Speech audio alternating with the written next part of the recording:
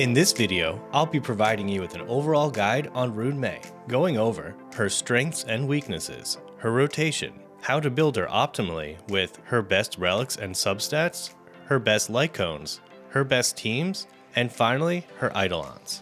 Alright, let's get started. Ruan Mei is an Ice Harmony character, as well as the first limited banner Harmony unit. She is an amazing buffer for your team and works well with a variety of DPS, including dot appliers, as she has no direct buffs to crit. Her basic attack does ice damage to a single enemy. Her talent will increase your team's speed by 10% after breaking a shield for one turn. Her skill provides Ruan Mei with a team buff for 3 turns that increases your team's damage and weakness break efficiency. I just want to clarify, weakness break efficiency is how much of the white bar is removed on an attack, while break effect, which is the stat you see on gear, affects the damage that happens when a shield is broken.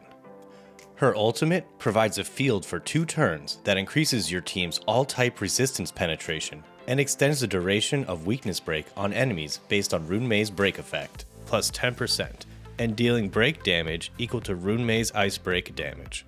Her technique provides 1 charge over skill buff at the start of battle. In Simulated Universe, the team actively attacking enemies will always be regarded as attacking their weakness. After breaking an enemy target's weakness, they will also take damage equal to 100% of Ruan Mei's ice break damage. For anyone wanting to see an example of this, let me show you.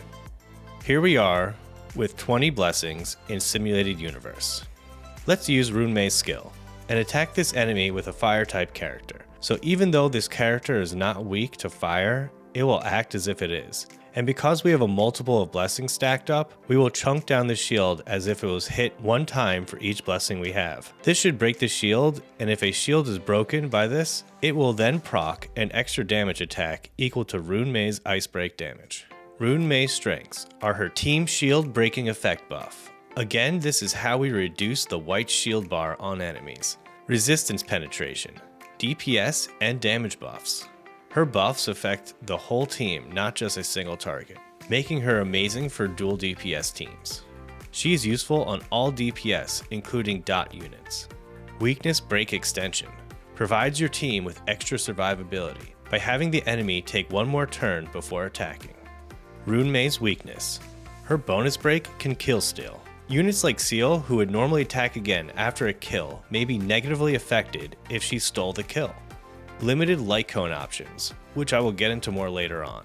Not even in the top 50 in the Genius Society. She is number 81. Now for her rotation. Her rotation is quite simple. You want to keep up her buff and refresh them whenever they need to be refreshed. You will use her skill first, and you won't need to use it again for 3 turns. Use her ultimate off cooldown.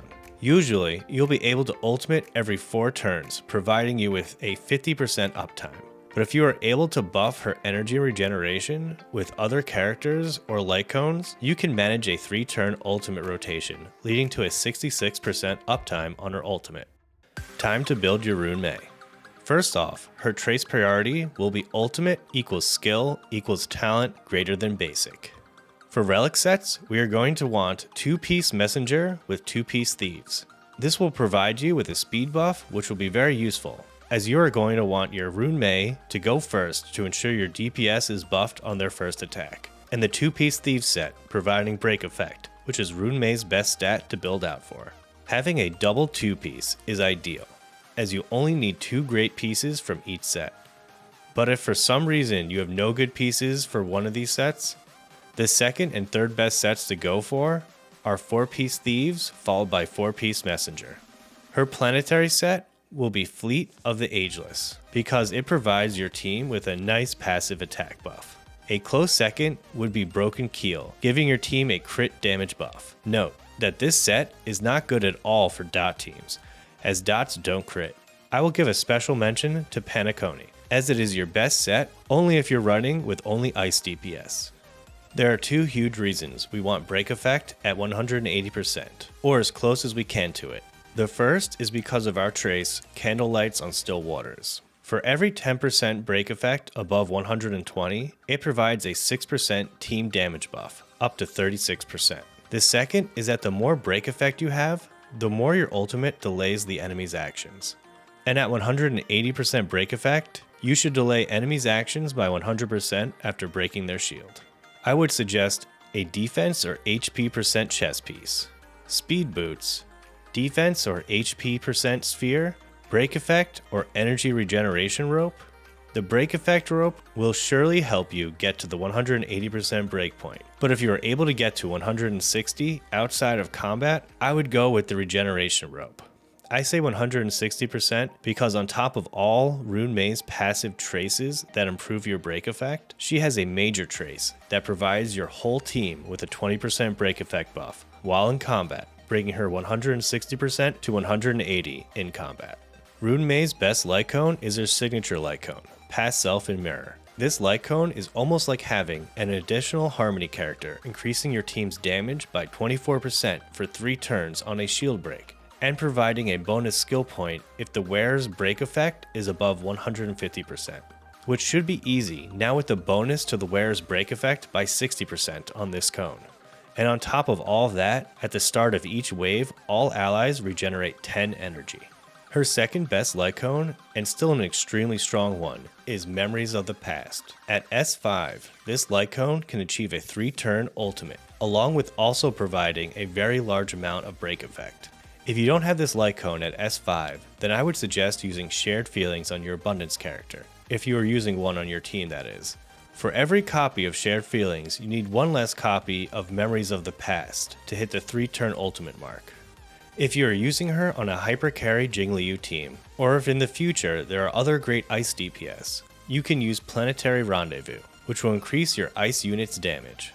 The only other light cone I would suggest that will work well for her is Meshing Cogs, a 3-star cone. At S5 will provide Ruan Mei with enough energy to hit the 3-turn ultimate rotation. Before I go into teams and synergies, if you like this video and wish to see more, please like and subscribe. When it comes to Ruan Mei's synergies, well, she pretty much synergizes with everyone. The buffs she provides works with every DPS in the game, and all her buffs are party-wide, so you can run with a hyper carry or dual DPS team. Because Ruan Mei only needs to use a skill point every 3rd round, she is a skill point positive character. So she works well with more skill point reliant buffers and debuffers, like Bronya or Silverwolf, if fighting multiple enemies without the proper weaknesses.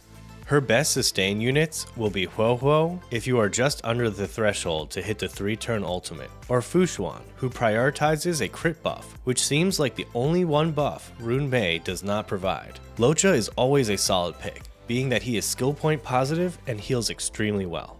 Let's quickly go over some hyper carry teams. In all the teams going forward, any sustain should work.